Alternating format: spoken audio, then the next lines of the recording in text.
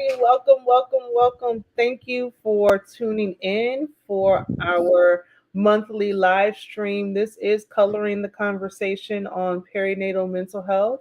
And I am Andrea Clark Horton, the director of the Perinatal Mental Health Alliance for People of Color. I'm really excited about our conversation today. We're going to be talking with these three beautiful women that you see on the screen, these little tiles with me here. And we're talking about perinatal mental health care in the Asian American Pacific Islander community. Since this is the last day of AAPI month, we didn't forget, we were saving the best for last, right? And so, and Divya has on her Alliance shirt, which I love. So I'm going to let my panelists introduce themselves. I'm going to start with Divya because she's very special to the Alliance, and so I want her to kick it off and introduce herself to everybody. Oh my goodness! Also, Shivani's wearing her Alliance merch too. We're doing it. It's such an honor to be here. I'm going to try not to cry because I'm like, this is like the intersection of all the things that we love. My name is Divya, or Divya. You can say it either way you like. I am a perinatal psychotherapist. I live in Jamaica Plain, Massachusetts. I have two kids who are 15 and 13 now, which is just wild. They're both taller than I am, and I have to look up to them a little bit. I survived postpartum depression, postpartum anxiety, and postpartum OCD twice with both of them.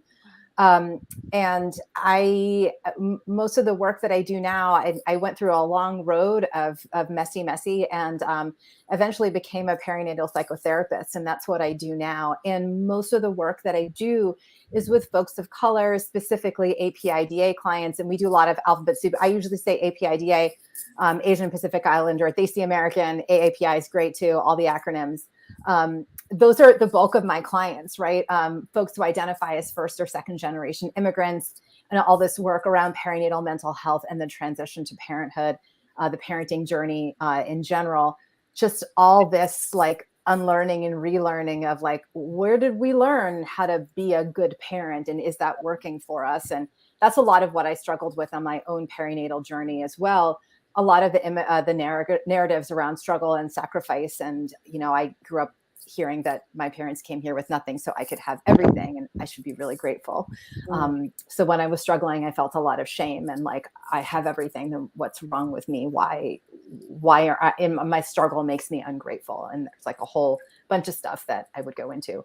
So I'm a therapist now, and I'm also one of the co-facilitators of the perinatal support group for South Asian moms, which is one of the many support groups that PSI offers. And that's a little bit about me. You forgot the most, I said you were special to the Alliance, Divya. I was trying not to say it. I can say it though if you want me to. I'm also one of the co-founders of the Alliance. I always get nervous at these things and I like bungle my words. And I was like, Andrea doesn't ask me to go first. I'm going to forget everything. But I'm one of the co-founders of the Alliance with Jabina Coleman and Desiree Israel, who I met at the PSI conference in San Diego in 2016. And we're one of the few folks of color in the room, and we found each other and we were like, we should do something. And it kind of came to fruition in March of 2017. And Andrea now directs the Alliance. And it's just the most wonderful thing ever to see her in this role and to see the Alliance being what it is. And I got my shirt. We got a shirt. We got gear. I love it. Thank you, Divya. Shivani. Yeah, thank you. Again, thank you so much for inviting me to be here today. I'm really excited to be alongside both Divya and Jasmine. My name is Shivani Hirawal. I live in Arizona right now, but I am California born and raised, and I'm proud of it. I am the marketing and communication strategist for Postpartum Support International, but I'm also a mother of a 12-and-a-half-month-old son, and a survivor of postpartum depression and postpartum anxiety. I've been involved with Postpartum Support International for many years, having served on the board of directors in various capacities, and now here on staff, and continue to work in the perinatal mental health space, also individually beyond just work at PSI. So excited to be here. Love it. Thank you. And Jasmine. Hi everyone. I'm probably the odd one out. I'm not on any boards or anything for PSI, but I was a volunteer. Probably the second group of peer mentors that PSI had. And so my name's Jasmine. I am from California, and I'm still here in California. I've never left. I am a mom of one. I have a 4-year-old daughter, and I'm actually a clinical pharmacist by trade.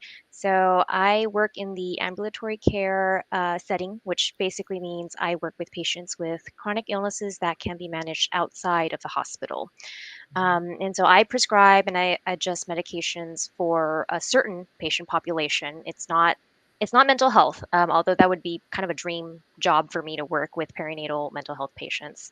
And I am a survivor of severe postpartum depression and anxiety, which totally blindsided me despite working in healthcare.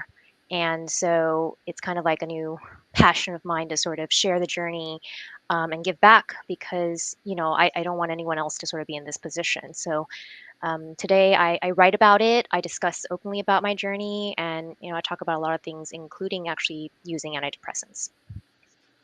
Yeah, thank you, Jazz. Thank you so much for all of you for those beautiful introductions. Let us know a little bit about yourselves.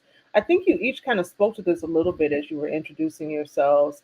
But I always like to ask our guests, like, how did you become even interested in this area? Does it, or the issues around perinatal mental health and perinatal mood disorders? Was it out of your own experience? Was it loved ones? What drives you to continue? Like, Jasmine, we'll start with you in terms of like the writing you do or the blogging you do and the volunteering you've done. um, was it really your experience that kind of drove you to want to help other folks? Yeah, so when I was in kind of the depression, it was really so bad that I didn't really I couldn't see the light at the end of the tunnel, and just felt like very alone in all of it. And so thinking about, like, if and when I could make it through, I felt like there was a reason all of this happened. Like, I had to sort of take that bad part of this Mm, journey and turn it into something good and use it for something good. Um, and a big part of it actually was that I didn't feel like I could sort of connect with people of color, with this experience because nobody talked about it. So I yeah. just thought something was really, really wrong with me. And so part of and writing is something I've always enjoyed and loved doing. My Mhm. blog actually used to be started as a travel blog, but I did like journalism in high school. I was like an editor on 2 high school newspapers. So I've always enjoyed writing. It's kind of my way of healing and expressing too. So part of it was my healing to write about it. And then just it kind of opened doors, and people were like coming to me and saying, "Oh my gosh, like this is something I went through," or, "I really resonated with that," or "I didn't had no idea." And I think that just kind of encouraged me to keep sharing because there's so many people that are just sort of suffering in silence. And Mhm. I felt like we needed more representation and more voices to be heard. And so when I recovered more, I felt like I had to look for volunteer opportunities. And PSI kind of popped up on my radar. So I think there was like an ad for volunteer for peer mentors, and I was like, this is cool. Like, you get to work with another mom going through it currently. Like, I'm more on the other side now, and I've recovered, and I can help someone in the trenches right now. Like, that's wonderful, and help them sort of see that there is a light at the end of the tunnel. So that's kind of how I landed with PSI, and just really appreciated all the resources you guys have, and really promote it now, to all my friends that are new moms. Yes, yeah, yeah. I think that you said something that really kind of, I saw everybody shaking their heads. Um, yeah, when you said that this is something that people don't talk about, and so Divya, like, why? I mean, and you can speak from your particular cultural perspective or the work that you've been doing. Like, why don't and I find that to be true even in as an African American woman. Like, it's not something that we talk about, and I was never diagnosed with postpartum depression. I am a survivor of multiple perinatal losses, and I just remember like the attitude is like, well, okay, get up and shake it off. Like just just go ahead and I didn't know that my grandmother had had a miscarriage. I didn't know that my aunt had had two miscarriages because it's not something we talk about. Why is that, Divya? Oh, Andrea.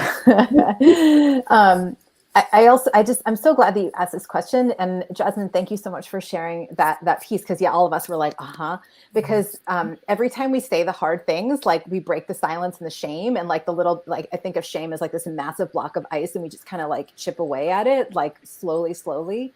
Um, Gosh, in my culture, and I'll just speak from the like I was raised with this normalization and glorification of struggle and sacrifice for Mhm. women and mothers. I'll gender it a little bit that way for fathers and men as well. But like there's a specific motherhood struggle, and that's what it means. Like you struggle and you sacrifice and you do your duty of laying yourself down for your children and your family. That's part of the job. And like we do for like there's a joke with South Asian like Desi moms, like we don't say I love you, we say did you eat? Have you eaten? Like, and Shivani's like yeah. Jasmine, I don't know if you relate to That's that too. Chinese too. Yep. Yep. See, that's why we're all here. Like, did you eat? Like, there isn't, it's hard to talk about it because we actually don't talk about feelings in our culture. Yeah. We do and there's some good research actually that talks about how, and this pertains to South Asians, and I'm not sure if it's generalizable to the API community. I would love for someone to tell me that often we complain of somatic symptoms, right? We're like, I have a headache, I have belly pain, IBS, my feet hurt, this thing hurts, this thing, oh, but it's depression and anxiety. We literally don't have words for it. So we glorify struggle and sacrifice. We love is we demonstrate, we do for. We don't talk about our feelings. We are relational. We define ourselves in relation to each other. So if we have these healthy children and everything is okay, what is wrong with us if we feel bad? There's something must be wrong with us because we have everything, right? And just like you were saying, Andrea, many of us were raised with this, like keep it moving, like the immigrant narratives, like, well, you have to pull yourself up by your bootstraps and just keep trying. There is no if you stop or if you complain or if you feel negatively, it is like, why are you being so selfish? You have everything. Mhm. So there's no space for us to have any negative feelings, right? Like that, there's no room for us to do that. And I also was raised with like, we are not selfish and self-centered like these Americans are. We take care of each other. You know, we're family-oriented people. So there's no Mhm. space for us to have any conversation about perinatal mental health. Like it's never talked about.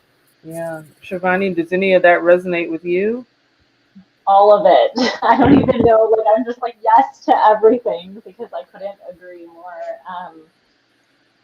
My sort of like introduction into the perinatal mental health space has to really do with the fact that I felt like there was just not enough discussed, like Divya mentioned. Like no one talks about their feelings. No one talks about what they're going through because if you do, you're always given this response. Like you Mhm. should be grateful. You know, you have a healthy child, or Mhm. you have a great job, and you have all these things going on. But it's not about all the things that we have. It's about our current struggles, and I think that that's sometimes what our community, the South Asian community specifically, tends to forget. And I think our parents' generation and the generations before them, they were they were so focused on what to do next. And I think because it had to do with living a lot with like intergenerational families, you know, just like multiple generations in one household, you know, a daughter-in-law really doesn't get their home, right? They're living in someone else's home, so they don't really get their own space. And I've been thinking about that a lot lately.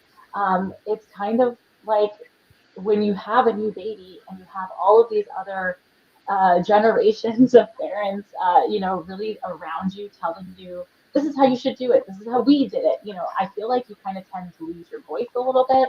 And you tend to sort of then decide, I'm not going to say anything because if I do, I'm going to be told that there's something wrong with me. And then and then there's the shame and the guilt associated with feeling a Right. certain way. And then, Mhm. like Divya said, it comes up in other ways, like headaches, like stomach pain, like, maybe illness. And really for me, I sort of unintentionally but intentionally helped, a really close family member of mine who had just delivered a baby. And I don't know, for some reason, I just felt like this individual just needed some additional support. So I would always check in on she was actually my sister-in-law, and I would always check in on her, and I would ask her, like, how are you doing? Mm. And at the time I didn't really know that that's what she needed, but I would just continue to check in on her every day, and we built a really great relationship. And like a year or a year and a half later, she had mentioned to me, like, I had all these people around me. I had all these people, asking me about my baby. But you were the only person that asked about Yes, me about me. specifically. Hmm. And you had always told me, have you ate today? Like, did you eat today? Is there anything I can do to, deliver you some food, even though I didn't live in the same city as her. I just felt like I needed to do that. And I guess, like, that was like a pivotal moment in my life when she had kind of mentioned, like, hey, that was really important for me. And that's really when I started a lot of my deep work in the perinatal mental health space and started to speak up more about the struggles that people go through. And I too have suffered, Andrea, I too have suffered with, pregnancy loss. And Hmm. it's hard because it's something that stays with you. And even though, I'm grateful to have my son here with me today, it's not like I don't think about what has happened and my previous pregnancies as well. Yeah, yeah, that does it does stay with you. And even as I was pregnant, my son is 9. He's really like a 40-year-old man in a 9-year-old body, but he's actually chronologically 9, almost 10. Um, but when I was pregnant with him, I remember even the hesitancy to be excited about that, Yeah. because I had lost, three, like back to back before him, and so it was this hesitancy. Like, we didn't tell anybody until maybe 20 weeks, because I was just so scared to be excited about it, which is a whole other thing. But I was listening to what both you and Divya were saying, Shivani, about the generation before us, right? And so I hope my wonderful mother is first of all, my mother is so she's more excited than I am that I work here. I don't she's so excited that I work here. Um, and she said that she first heard about PSI because what's the chef's name from Food Network? Arti Sequeira was so vocal about her own struggles with postpartum depression, and she's been a big supporter of PSI. And she's like, Artie's always raising money for PSI. I'm so glad you're talking about this, and nobody talks about it, and it's so wonderful. But my mother, and I don't know if any of this resonates with any of you, but my mother is very much of this mindset. She's very pro get help, get therapy if you need it, talk to somebody. You can't always talk to me because I don't understand, but if there's something going on with her, she's like, no, I'm okay. I won't get like, and so I won't need to talk to anybody about that. Like, I'm fine. I'll deal with it myself, right? Um, but I'm wondering if and when any of you, like Jasmine, when did you recognize something was happening and something wasn't, you weren't quite feeling like yourself? Like, what was happening with you that you made that realization, came to that realization? Well, I think in a way, because of how severe my symptoms were, it was very obvious to me that something was really not right. And it happened very early on in the postpartum period. So probably by 3 weeks out, I could already tell like something was just not right because everything would trigger crying. And the other thing was that I developed really bad insomnia, and I just could not sleep, even though my baby was already starting to sleep like 3 hour stretches, and everyone's, oh, sleep while the baby's sleeping. And just, I think the anxiety and pressure and people telling you left and right what to do, what not to do. I couldn't breastfeed well. I probably went to the doctor for some kind of an appointment for myself or my daughter every other day for the first month.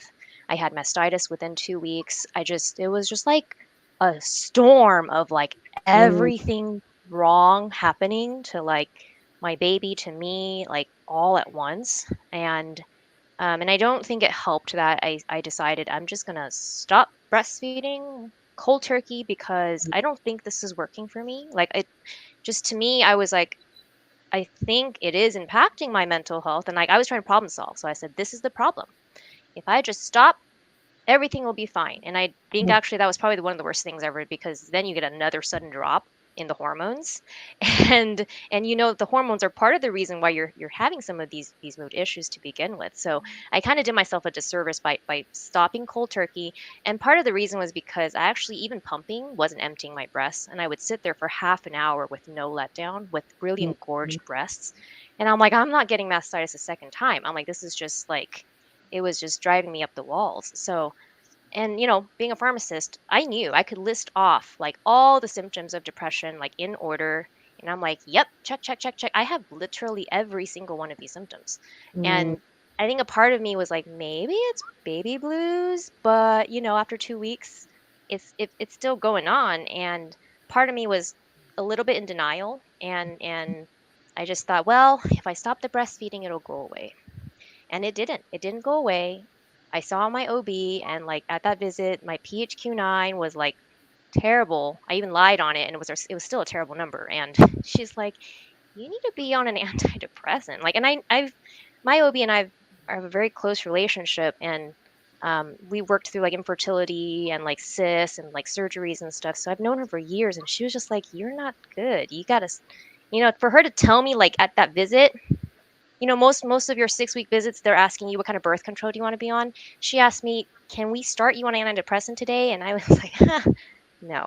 I said, mm, as a pharmacist, I was like, I know this is going to take 4 to 6 weeks for me to feel something. And I was like, I need it to be fixed like yesterday. This isn't going to work for me. I don't even want to be on it. This medicine might make me even, actually, my insomnia even worse, because I know this medication's activating and I can't sleep right now. My problem is I need to sleep. And she was like, "Well, if you know it's gonna take that long, then maybe we need to get you started on it. Like, you need to start. You need to go see a therapist." And I was just like, "Therapy's not gonna help me." My parents mm. always like kind of drilled into me like, "Oh yeah, no, like what a waste of money." They're like, "Just think happy thoughts." I'm like, "Uh-huh." Yep, think my way out of this. It's not like I haven't tried, but if I just think more positively, everything will be better. And God forbid I had to take a medication. Like I didn't tell them any of this. So for me, it was a big red flags. Like I knew something was wrong. But to get me to actually like get over the hump and actually take the medication and start it, it really was my husband, because like I saw, he was the one that said, I think you need to take it. And he hates medication. He hates doctors. He hates, and so for him to like really beg, I was like, okay, like something's wrong. I gotta Something start. wrong. Yeah. I was going to ask how you made it over that hump. It's funny to me because I'm not a pharmacist or a physician. I was a chaplain before, and it wasn't PPD, but it was definitely anxiety and depression I was struggling with. And I have no problem telling the patients or advocating for my patients when I was with them, like, it's not a bad thing to take anti anxiety or antidepressants. Let Yeah. your doctors give it to you. This doesn't have to be something that becomes a lifelong thing. But when the psychiatrist said to me, you're not managing this well. You Mhm. need to take we need to prescribe you something. We can start off low dose. I was like, nope, what else you got? Nope, Yeah. nope, nope, It We nope, are nope. kind of our own worst patients, right? Like I always say I'm probably I'd be like a really bad patient to myself. Like I wouldn't, I'm very bad at taking advice. I probably also knew it was bad to stop cold turkey and all that stuff, but I did it anyway. So when you're desperate, I think, and when Yes. you're actually in that role, like all of that kind of just goes out the window. You're not thinking clear. And Yeah. I think to me, part of the healing journey was recognizing that this was an illness, that it was not me. Because otherwise, I was in a big spiral shame, like a shame of, yeah, spiral of shame. And Divya's like nodding her head, like, yes, yes. So, yeah. Yeah, Divya, what did you want to comment on what Jasmine was sharing? Oh, just, I mean, it's such an honor to hear your story, Jasmine. Thank you for sharing. Just the shame spiral, that is so real, and so much stuff gets layered in there. And this is one of the reasons why I think, I mean, why culturally responsive, relevant, et cetera, therapy is so helpful.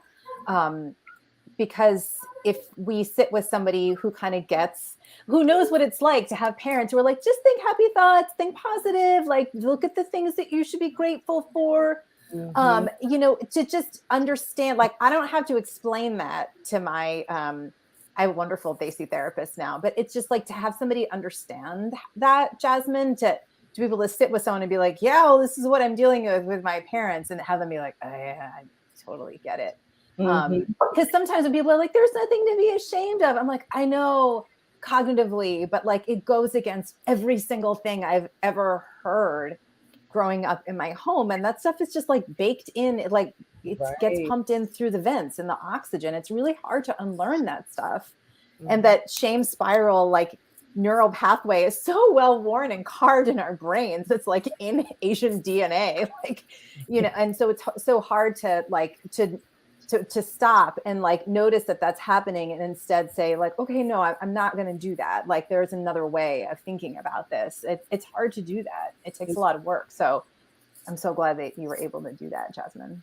I thank Yeah. you. And one thing you said earlier about how, like, the immigrant parent experience is, because we I almost feel like, as first generation, we feel like you said, we shouldn't be selfish, we should be grateful. And our parents went through so much harder things than we did, that this is nothing. Like, why should we even complain about this? So it adds on to also that feeling, like guilty feeling, like I shouldn't need to ask for help, because this is Mhm. like nothing compared to whatever my parents went through. So, what's Yeah. wrong with me, right? That Right. fuels the shame spiral, right? Every day I say to clients, nobody wins the trauma hardship Olympics. Don't play. Don't Mm-hmm. do it. I Because like like, if that. we're like, well, my parents came here with nothing, and like my father worked in a lead mine and like lit the fuse. He was like the brown man lighting the fuse in the lead mine 2 miles below, the surface of the earth. And he didn't know English. And my mother was like, I came here with $5 and I didn't know, just all the stories. And it's just like, well, and all of us come from, we have the intergenerational trauma of like war, partition, forced migration, all of it. And we're like, well, like, we don't have anything to complain about. I'm like, don't play the trauma Olympics. Mm-hmm. Nobody wins. There are no medals. No Don't medals. play. Shivani, what about you? What did you notice with yourself? Like, what was going on with you that you felt like I don't quite feel like myself?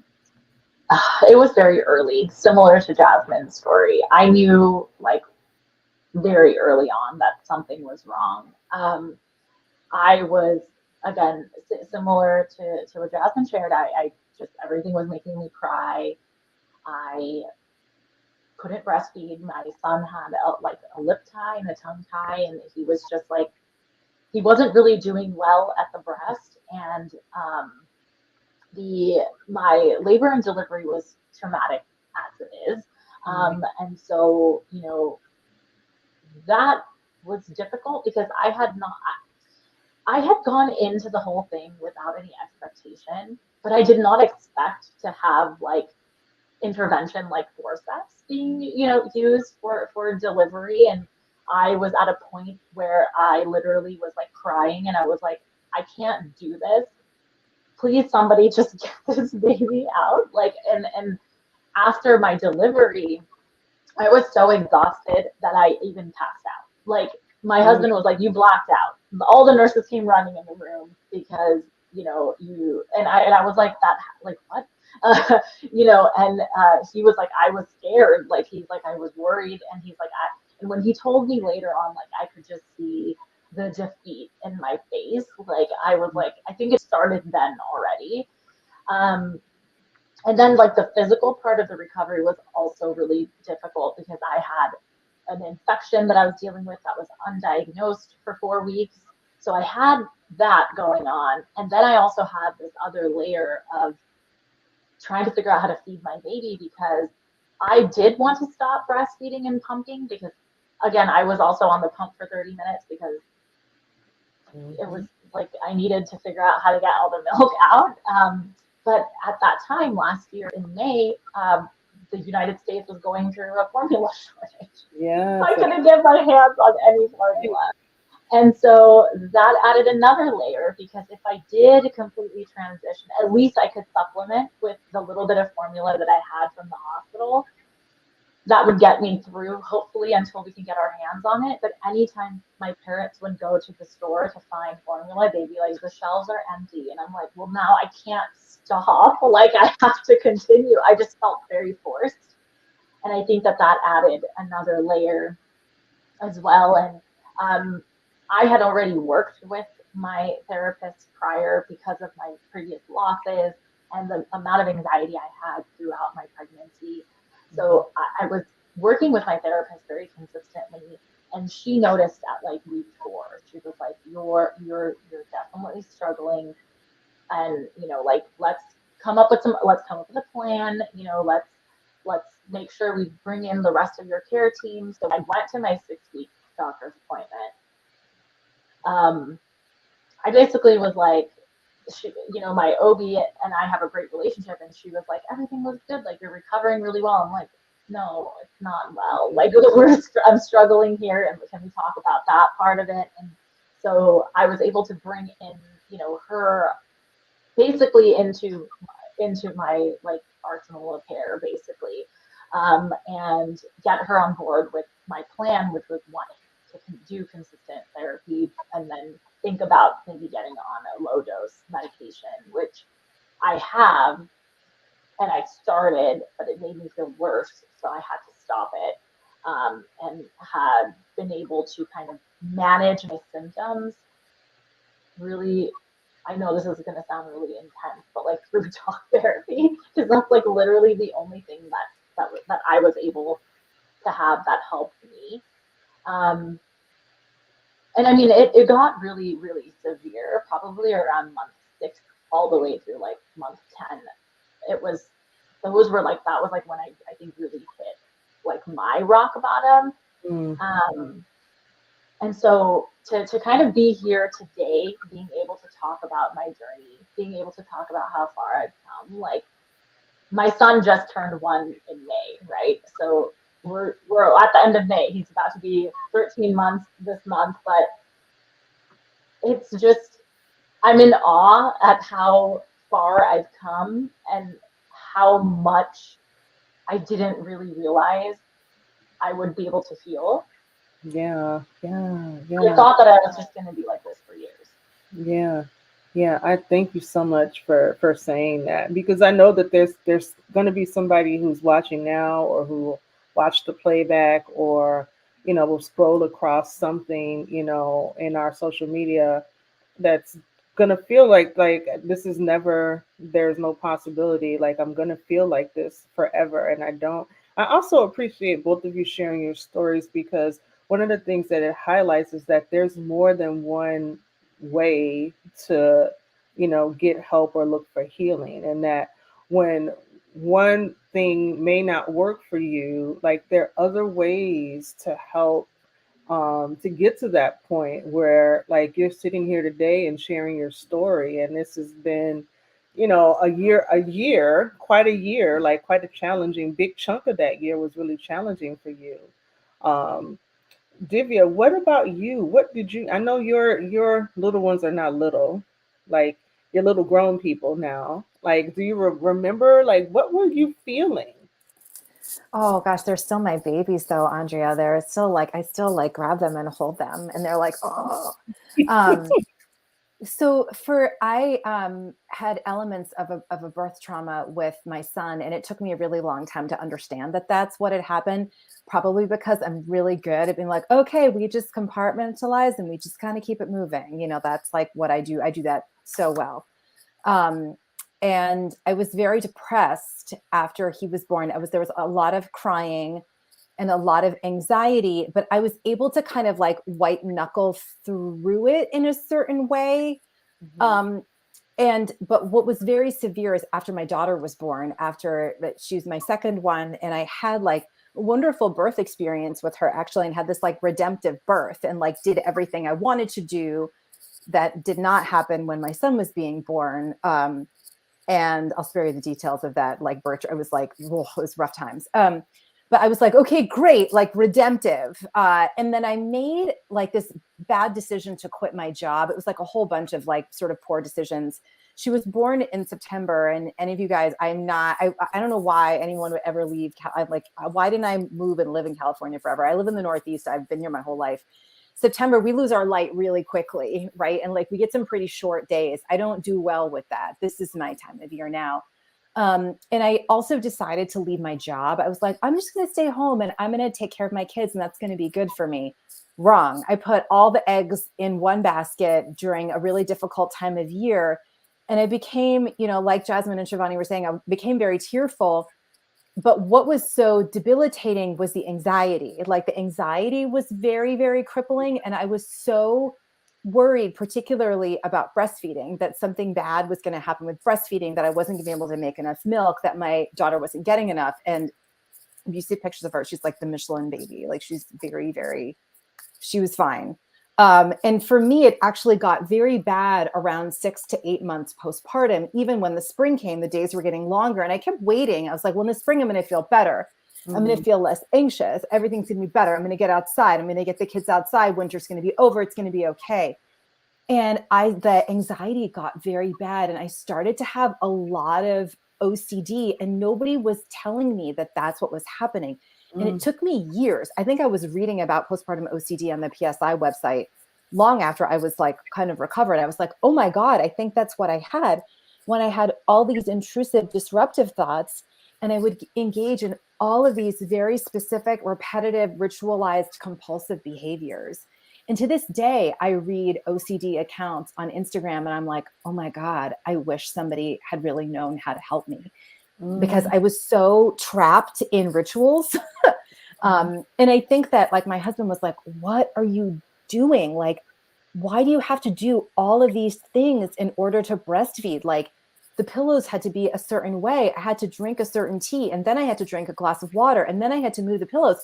It sounds like, I mean, I don't want to use like, ableist, terrible language to describe myself, but like, it was not okay. And nobody was able to be like, oh, honey, no, something else is going on here. And, unfortunately, my story is a bit like Shivani's, and I did try a couple of medications, which is not to dissuade anybody from medication. It really can save lives. Unfortunately, it was really difficult for my body. I eventually, the other thing is that I didn't get my period for a really long time, and my hormones were just kind of out of whack. When I finally got my period again, my daughter was a year old, and then something kind of like clicked again, and my body was able to regulate itself a bit better.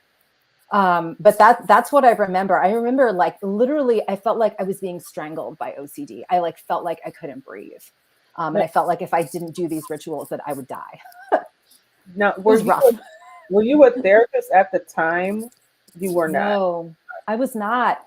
I was not a therapist. I was a public health person. I did women's health, sexual health, anti-violence work.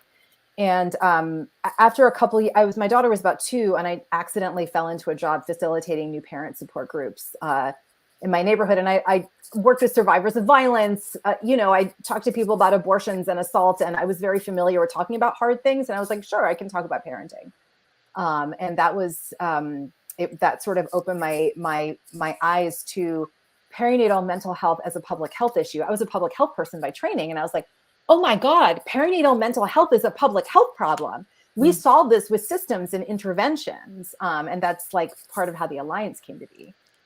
Yeah. Thank you so much. Thank you all for sharing. I know Devin Michelle is watching and thanking you all for being so vulnerable and sharing your stories and sending love. And I think you're going to help, even for folks who don't identify as AAPI, or what did you say? AAPDAI? What was Alphabet it? soup.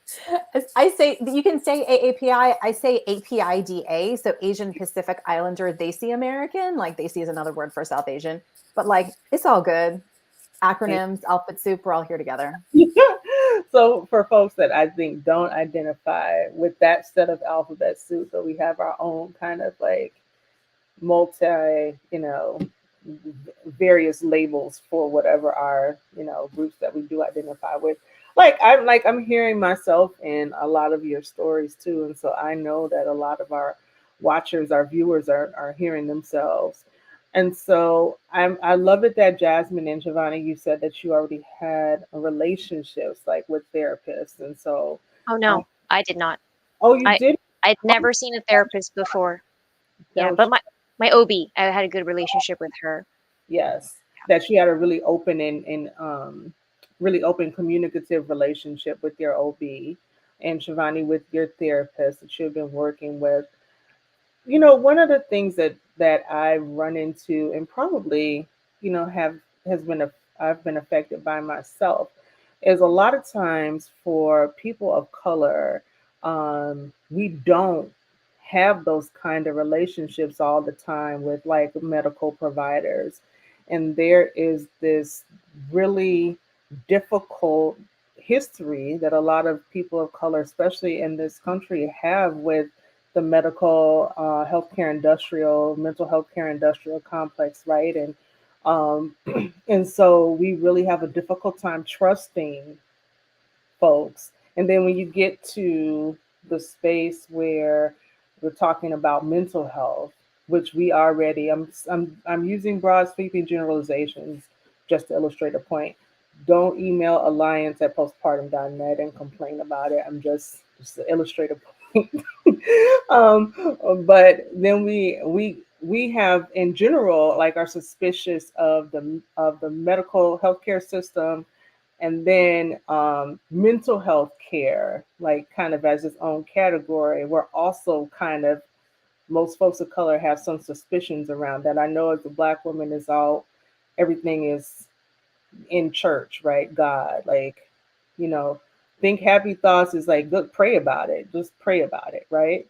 Um, and so because of that, like where do folks go then? Like if I feel like I don't have that kind of relationship with my OB, or I don't really trust mental health therapists, like where, like Divya, where can I go if I feel like something is not, I don't feel like I am myself and I have this beautiful little baby, but I'm not feeling like this is a happy time for me.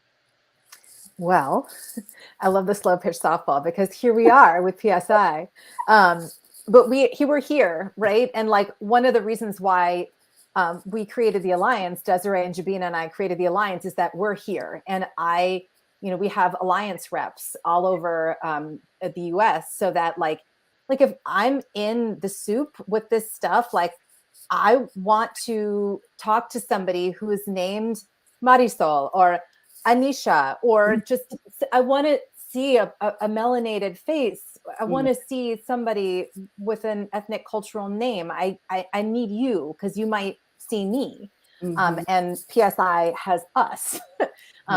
You can look at the provider directory. You can search by things like insurance or demographics. And you can contact your alliance rep or your PSI coordinator and see who the providers of color are in your area.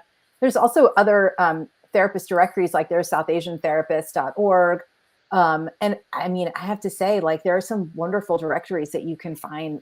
There's like great Instagram accounts. Jenny Wang, Asians for Mental Health is her handle, I believe. And there are folks like that out there who are, I'm like, oh my God, I share that stuff with clients all the time. Social media giveth and taketh for sure, but there's some really good stuff out there to follow. Yeah. But seriously, look at the PSI directory. You will find us. Well, Oh, and the perinatal support group for South Asian moms. meets every other Thursday, including tomorrow night at 7:30 Eastern, first and third Thursday. And there's 4 of us who co-facilitate it. It's a wonderful space. And that's you can find the information about that at postpartum.net, right? If you Yes, go to you can, along there's with all of the gajillion free virtual support groups that PSI so many. offers. There's so many. There's over 30 support groups that PSI offers. Jasmine, I know you volunteered also as a peer mentor, right? Can you talk a Yeah. little bit about what that experience was like, and um, like how do you feel like that? Do you, and if you would have felt like you could have benefited from that when you were having the struggles you described? Yeah, so what all the mentors are interviewed and screened and sort of have to be accepted to actually work as a volunteer because you're paired with another mom who's currently going through it for 6 months at least. And the moms that are currently going through it, I mean, they can't be in severe crisis. I think I was a little bit more severe that it may Mm, not have been a good fit for me. I needed a lot more intensive care and hand holding to get through the hurdle. But once I was through, like, it may be more in like a subtler recovery phase, it probably would have been helpful to be mhm, paired with somebody who could check in, talk to me, kind of just like another like me too, like I understand where you're going through, mhm, just to sort of bounce ideas off of, right? And so the mom that I was paired with, she actually geographically didn't live very far from me. We lived in the same area in California, and we actually got to meet when her baby turned 1. So it was very sweet. Like her baby and my baby actually almost had the exact same birthday a year apart. So it's oh, wow. very like almost like it was almost like a healing thing for me as well to be able to like look back and do the work in the opposite and help somebody else get through this. She was Hispanic, but I mean, like, just like you said, even people of color, like, you just feel like, okay, like, I'm not the only one going through this. Mhm, So I think it can be a really good support program for people who just want some hand holding throughout the whole process, especially a lot of these are new moms, mhm, and this is their first time even just getting ideas of like what to do with your baby, like your baby's.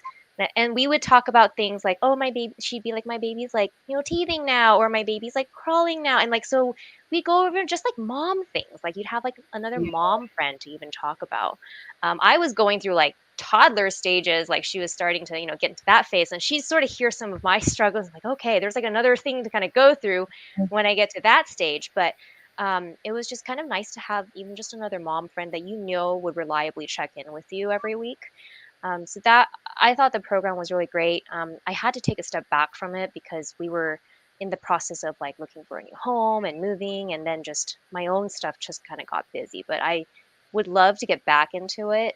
It's just that it's a big time commitment because it is like you have to do it for the 6 months at least. And I still keep in contact with my peer. We send each other like Christmas cards every year, and it's been really nice seeing her progress. And that's great. I um, think. yeah, and also, sorry, just one quick plug, just for all the free resources. Being a peer or a mentor, I got to learn about all the free resources to give to, everybody else, and help them sort of navigate the website because there's so many free resources that I wish, I had known about. And support groups can be kind of scary, but I think a lot of these are virtual now. You don't have to show up anywhere. You can Right. hide your face if you want to and just listen in. So just a kind of a push for that. And as well as there's an Asian mental health collective. That's a website. You can actually search for people of color therapists by state, zip code. Very easy to find. Very easy to find. Thank you. Thanks, Shivani.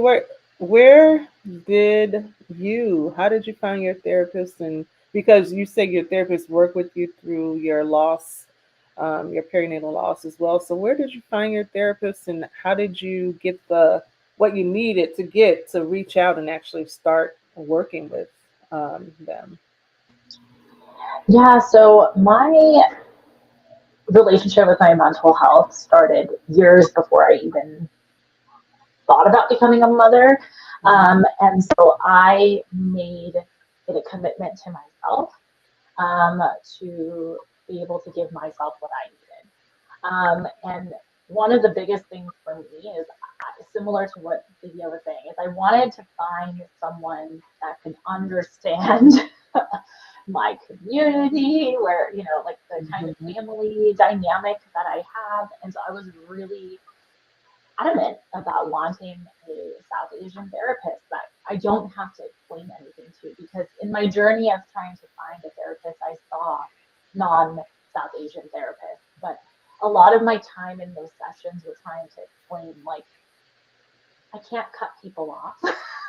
I wish, I wish, but that's not how it works. And so instead of cutting people off, how do I create healthier boundaries for myself, and so that other people can understand that there are boundaries. You're not going to just be able to walk in the door and expect that I'm going to drop everything for you. So my journey with therapy started, years before. Um, and actually, while I was pregnant and after I had my losses and worked with my therapist, who I built a relationship with for like 3 years, I moved to Arizona and had to find another therapist. And that was Mm. rough, because I had to go through that search all over again. And I know it is a grueling search. It is not easy. Mhm. And then there's wait lists, and you have to wait. And then you have to first find out whether the therapist takes your insurance, and if they're, or if they're not, whatever. It's challenging. So I made sure to sort of find all of my help and my support system prior to the birth of my son, because I wanted to start to build a relationship with my Mhm. therapist. I wanted her to understand the nuances of, if I were to develop, and I didn't know what my postpartum period was going to look like. I didn't Right. know about anything. And so I wanted to just make sure that someone else can see, like, hey, she's really not at her stable baseline. Like, she really needs additional help, or to at least be able to identify and help me kind of recognize that, I really need to get additional help or get additional resources on my plate. And I'll be honest, I used a lot of the PSI resources that were available. Mhm. Um, and attended multiple support groups at various stages in my healing. And yes, it sometimes is scary, and it's sometimes exhausting. Like, you don't want to talk about it. But some days you just have so much you just want to get off, your chest. And one of the things that I think, Andrea, you were talking about this earlier, about how typically people of color have a difficult time in the healthcare system, and Mhm. just with everything, the mental Mhm. health, physical health, everything. And I know that I did it for myself, but I had to be an advocate for myself. And Mhm. yes, I know my OB's office was tired of hearing from me every other day when I would call, because I knew something was wrong. And I always laugh and joke about it now, but I tell people, when I tell my story, that when I would call the office, I could hear like the on the phone when they would ask for my name and date of birth to find my chart, right? And they would be like, she just called like a day ago. Why is she calling again? Because I had things happening, and they were not being caught, and I felt like I really needed to. I didn't, virtual appointments were not cutting it for me. I needed to come in person. I needed people, I needed my team to really understand that, like, I'm being serious about the fact that I'm not just making it up. And I was told by multiple nurses, oh, you're 2, 3 weeks out. Like, why are you still feeling this way? And I'm like, Mhm. that's not your story. This is not your body. This is my journey, and I'm still struggling. And sure enough, I had an infection that was undiagnosed for 4 weeks that, could have helped at least some of the other physical symptoms and recovery that I was dealing with. So um, I just, I feel like it's just comforting to have someone in your corner. And Yeah. for me, that therapist to have in my corner that I could call, that I can speak to was just so important to me because I knew that although my parents and other family members have gone through these experiences before, it was a very different experience for them, Mm-hmm. and they didn't necessarily, I don't think, recognize that their challenges were probably similar, but they also didn't have the time to to work on it. So I had to kind of get myself someone that I knew I could go to, a safe space that I could go to and just be like, I feel really bad and I don't know what to do. Yeah, And so that was kind of how that all started. I love that. Being an advocate for yourself, both by like, being insistent and calling back and saying, nope, I need to talk to somebody, right? Nope, I don't. You can sigh all you want to. Listen, you're gonna get this copay. When can I come in? Right? Yeah, It's just that simple. But also on the front end, like kind of knowing and being in tune with yourself and saying, I want to have like a team set up just so yeah, I can like make sure and that you already are establishing relationships and building trust, right? At the front end.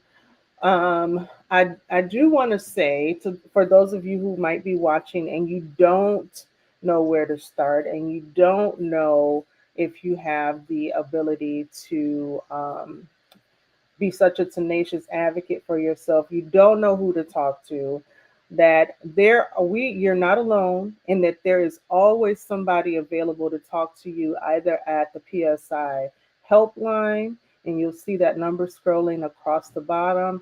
We have folks that are there to talk with you in English or Spanish. The maternal mental health hotline, and they're licensed clinical counselors who man the hotline, and so you can call 24 hours a day, 7 days a week. Somebody will pick up and talk with you.